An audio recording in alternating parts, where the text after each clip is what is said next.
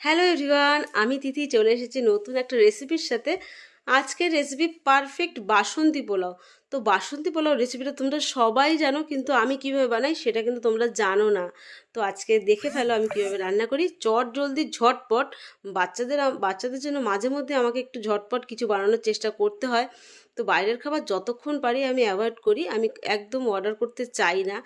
নিজে কষ্ট হলেও বানিয়ে দিই, কারণ বাইরের খাবারটা না খাওয়াই ভালো, তার মধ্যে যা গরম পড়ছে।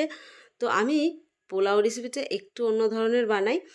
তো তোমরা দেখতেই পাচ্ছ খুব সহজে ঝটপট বানিয়ে নিচ্ছে। চালটাকে কিন্তু খুব ভালো করে ভেজে নিয়েছি, যেই মাপের চাল তার ডবল কিন্তু জল নিতে হয়, জলের মাপটা কিন্তু খুব ভালো করে মাথায় রাখতে হবে। তো দেখতেই পাচ্ছ আমি 5 মিনিট পরে ঢাকনাটা তুলে দিলাম, আর এখন আমি কাজু কিশমিশটা দিয়ে দেবো। এই সময় কাজু কিশমিশটা দিলে না খেতে ভালো লাগে। আর চিনিটা অনেকেই আগে দিয়ে থাকো, এটা কিন্তু শেষের দিকে দেবে, তাহলে চালটা খুব সফট হবে। তো আজকের পোলাও রেসিপিটা যদি ভালো লেগে থাকে অবশ্যই একটা লাইক করো, আমাকে জানিও।